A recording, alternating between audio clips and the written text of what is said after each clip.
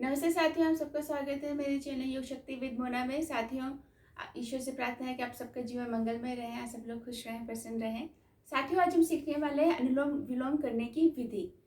अनुलोम विलोम कैसे करते हैं? साथियों, अनुलोम विलोम को वैसे तो नाड़ी शुद्धि भी कहा जाता है, पर दोनों के अंदर थोड़ा सा एक डिफरेंस होता है। वो हम बताऊंगी मैं आपको क्या है उसका डिफरेंस, और अनुलोम विलोम के क्या फ़ायदे हैं ये भी मैं आपको बताने वाली हूँ। तो चलिए पहले हम प्रैक्टिकल करते हैं, हम सीखते हैं कि अनुलोम विलोम कैसे करते हैं। जो लोग भी नए हैं, जो योग के अंदर नए हैं, जो भी अनुलोम विलोम सीख रहे हैं, सीखना चाह रहे हैं, तो मैं उनको ये कहूँगी कि आप 2 से 3 मिनट तक ही आपको ये करना है। और जो लोग लंबे समय से कर रहे हैं वो 5 से 7 अपने धीरे धीरे करके अपनी गति इसको बढ़ा सकते हैं। पर शुरुआत में आप 2 से 3 मिनट ही करें, बहुत है आपके लिए, क्योंकि इसको धीरे धीरे किया जाता है तो आपको इसमें समय देना होता है। बहुत जल्दी से ये प्रक्रिया नहीं करनी है हमको। तो इसके लिए आप एक सुखासन में बैठ सकते हैं, और फिर धीरे धीरे आप जब इसमें प्रांगत होने लगे तो आप इसके अंदर पद्मासन भी लगा सकते हैं और सिद्धासन भी लगा सकते हैं। दूसरे जो आसन से हमारे वो भी आप लगा के बैठ सकते हैं। तो और जिनकी कमर में दर्द रहता है तो वो लोग पीछे कोई सहारा लेके फिर बैठें, ताकि वो 2 से 3 मिनट आराम से बैठ सके कंफर्टेबली। और इसको करने के लिए आपको सुखासन में बैठ जाएं आप, और आप इसको बाएं हाथ जो आपका है उसको आप घुटने पे रखेंगे, और आपका अंगूठा और तर्जनी दोनों की टॉप फिंगर जो टॉप है उसको आप मिला लेंगे। इस तरह से मुद्रा बनेगी आपकी, ज्ञान मुद्रा बोलते हैं इसको हम। और हम इसको यहाँ पर घुटने के ऊपर, बाएं घुटने के ऊपर बाएं हाथ की हथेली को रखेंगे, और दाएं हाथ के हम पोज बनाएंगे। कैसे बनाना है? अंगूठा और आपकी पीछे की दोनों उंगलियां, जिसको हम रिंग फिंगर बोलते हैं, और हमारी छोटी उंगली, इन दोनों को हम मिलाएं, ये दोनों, और बीच की दोनों फिंगर्स हैं, इनको हमें छोड़ना है। तो इन दोनों फिंगर्स को हम ऐसे मोड़ लेंगे, अंगूठा और ये दोनों उंगलियां हमारी। इस तरह से ये हमारा पोजीशन रहेगा सांस लेने का, सांस छोड़ने का। तो जो अंगूठा है वो हमारा दाएं नाक के ऊपर लगेगा इस तरह से, और जो उंगलियां हैं हमारे पीछे की बैक की दो, वो हमारी बाएं नासिका के ऊपर ऐसे लगेगी। तो हम समझेंगे कि हम कर क्या रहे हैं। तो पहले तो आपको मैं ये समझा दूं कि हमारे ईश्वर ने जो 2 नोजल दिए हैं सांस लेने के और छोड़ने के, तो वो उनका प्रोसेस होता है 12-12 घंटे। जो हमारा दाएं नोजल होता है उसको हम बोलते हैं सूर्य नाड़ी, इसको हम बोलते हैं पिंगला नाड़ी भी बोलते हैं, सूर्य नाड़ी भी। और जो हमारी लेफ्ट नोजल होती है उसको हम बोलते हैं ईड़ा नाड़ी या फिर चंद्र नाड़ी। तो आपने नोटिस किया होगा कि हमारे एक नोजल से हमेशा ठंडी हवा आती है और एक नोजल से हमें गर्म हवा महसूस होती है। तो हमारी जो ईड़ा नाड़ी होती है, जो चंद्र नाड़ी होती है, इसका स्वभाव क्या है? चंद्र का ठंडा, और सूर्य नाड़ी का स्वभाव क्या है? गर्म। तो हमारा जो ईश्वर ने क्या बना के भेजा हमें बॉडी के अंदर? सिस्टम आधा ठंडा और आधा गर्म। तो इसका भी बहुत महत्व है, वो भी मैं आपको बताऊंगी बात करते हुए आगे। तो जब हम अंगूठा हमारा किस चीज का प्रतीक है? अग्नि का। तो अग्नि कहाँ लगेगी? सूर्य के ऊपर, सूर्य नाड़ी के ऊपर, इस तरह से। और बाकी ये जो है कनिष्का, ये किसका है? जल का। तो ये जल और पृथ्वी, ये दोनों हमारी इस चंद्र नाड़ी के ऊपर, इन दोनों फिंगर्स को दबाएंगे हम, ठीक है? तो इस तरह से हम इनको करेंगे। अब हम कमर गर्दन सीधी करेंगे। कमर गर्दन सीधी करने का मतलब ये नहीं है कि आपको पूरा शरीर को तान लेना है, तानना नहीं है, आपको बहुत कंफर्टेबली आपको बैठना है, कमर गर्दन सीधे आराम से करना है। इसमें आपको अगर शरीर को अपने कहीं पे भी टाइट आपने कर लिया तो आप लगातार बहुत देर तक नहीं बैठ पाएंगे और कमर में दर्द भी आना शुरू हो जाएगा। तो एकदम आराम से अपने शरीर को सीधा रखा, कमर गर्दन को सीधा रखा, और आप इसको शुरू करेंगे। तो हमने मुद्रा बनाई, इस तरीके से पोज बनाया। तो हमारा अंगूठा पिंगला के ऊपर यानी सूर्य नाड़ी के ऊपर, दाएं नोजल के ऊपर, और बाकी दोनों फिंगर्स हमारे बाएं नोजल के ऊपर रहेंगे, नाक के ऊपर, ठीक है? अब हम श्वास कहाँ से लेंगे? तो श्वास हम लेंगे लेफ्ट नोजल से। कहाँ से? सूर्य नाड़ी से। कहाँ से? लेफ्ट नोजल से, जिसको हम बोलते हैं ईड़ा नाड़ी पे, ठीक है? तो इससे हम श्वास लेंगे। तो जिससे हम श्वास लेने, तो उस नोजल को हमें खुला रखना है, तो इसको हम खुला रखेंगे, और इसको हमें क्या करना है? एक को बंद करना है। तो सूर्य नाड़ी को हम बंद करेंगे, यानी लेफ्ट राइट नोजल को हम बंद करेंगे। किससे? अंगूठे से। इस तरह से हमने इसको बंद किया, और इस तरह से हम इसको खुला रखेंगे। तो खुला रखेंगे तो आप रखिए इसको ऐसे, और सांस भरेंगे। जब सांस भरें तो आराम से धीरे धीरे भरेंगे। सांस भरी, और अब इसको हम बंद कर देंगे यहाँ से। अब हमें सांस छोड़नी है, तो हम सूर्य नाड़ी के ऊपर जो थंब था उसको हटा दिया, अंगूठा हटाया, और अब हम सूर्य नाड़ी से यानी राइट नोजल से हम दाएं नासिका से हम श्वास को धीरे धीरे छोड़ेंगे।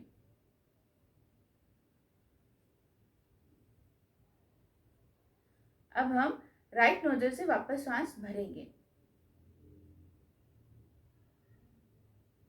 बंद किया और हम लेफ्ट से छोड़ेंगे, यानी बाएं नासिका से सांस को धीरे धीरे छोड़ेंगे।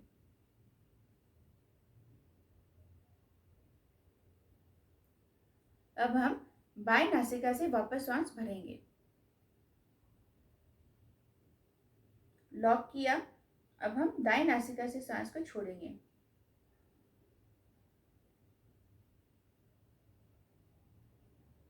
अब हम दाएं से वापस भरेंगे, बंद करेंगे, अंगूठे से दबाएंगे और बाएं से छोड़ेंगे। वापस बाएं से भरेंगे, प्रेस किया दोनों फिंगर से और दाएं से छोड़ेंगे धीरे धीरे।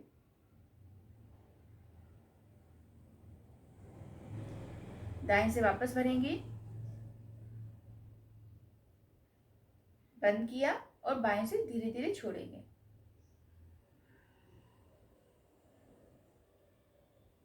इस तरह से हमारा अनुलोम विलोम की प्रक्रिया होती है। अब मैं आपको एक बहुत महत्वपूर्ण बात बताऊंगी, ये जो आपको सावधानी रखनी है। बहुत सारे लोग इसके अंदर किस तरह से अनुलोम विलोम करते हैं वो देखिए।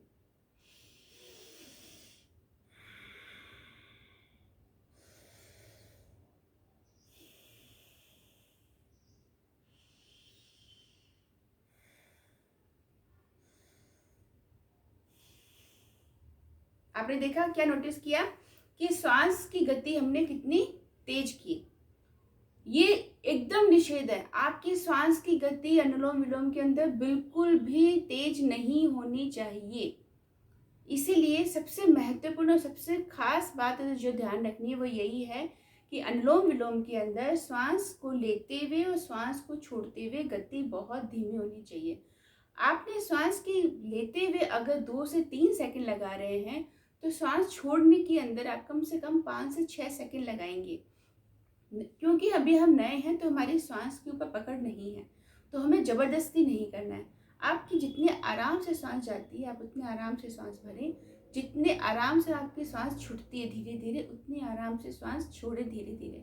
कोई जल्दबाजी नहीं करना है, लेकिन ध्यान ये रखना है कि सांस तेज गति से नहीं छोड़ना, जैसे ये नहीं करना है।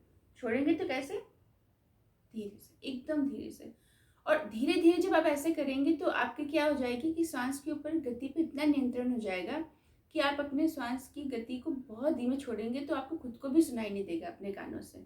इतनी गति धीमे हमारे श्वास प्रश्वास की होनी चाहिए। सांस लेने की गति और सांस छोड़ने की गति बहुत धीमे आपको लेना है। बस यही एक अनुलोम विलोम के अंदर ध्यान रखने वाली बात है कि आपको श्वास प्रश्वास की गति को बहुत धीमी गति से आराम से लेना है। श्वास लें, पूरा भरें, लेकिन धीमी गति से। श्वास छोड़ें तो लेने की समय से थोड़ा ज़्यादा समय लगाएं छोड़ने में। आपको ये चीज़ आपको महत्वपूर्ण है। दूसरी चीज़, आपको चलते फिरते श्वास अनुलोम विलोम नहीं करना है।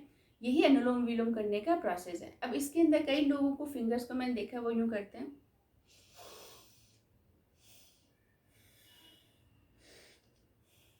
कोई भी आपने फिंगर लगा ली, कोई भी आपने पोजीशन कर लिया, आपने तेज गति ली, ये अनुलोम विलोम नहीं है। ये आपके शरीर के अंदर बहुत सारे नुकसान, बहुत सारी समस्याएं पैदा कर सकते हैं।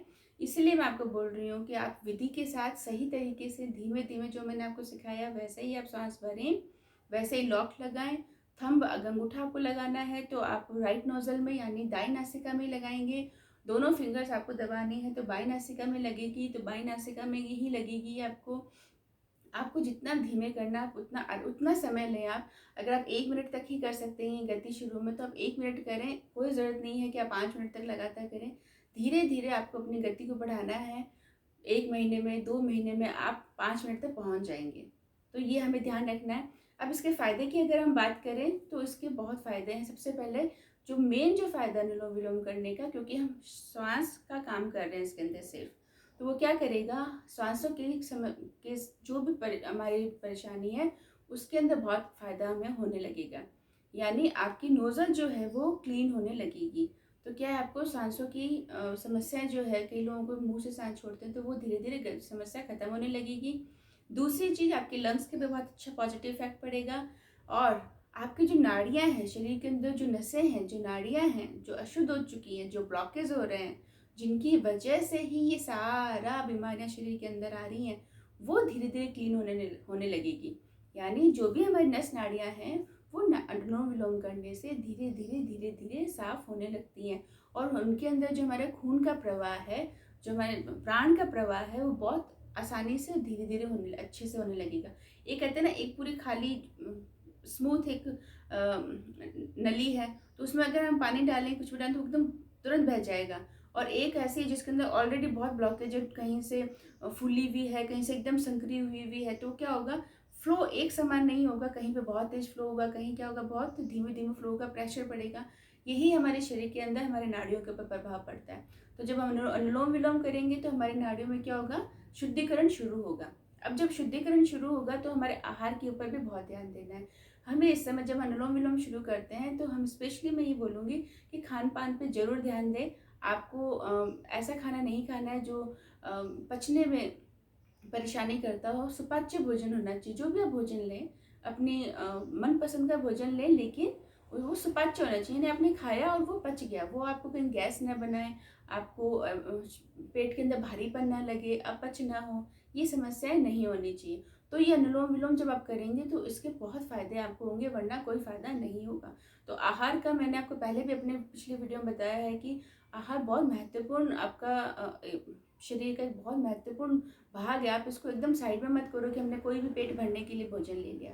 ऐसा नहीं करना है। भोजन को आप प्रसाद की तरह लेंगे तो वो शरीर के अंदर उतना ही इफ़ेक्टिव, प्रभावशाली रहेगा। तो ये साथ ही मेरा वीडियो यहीं ख़त्म हो रहा है। आप लोगों को पसंद आया हो तो आप इसको लाइक कर सकते हैं, शेयर कर सकते हैं, सब्सक्राइब भी कर सकते हैं मेरे चैनल को। और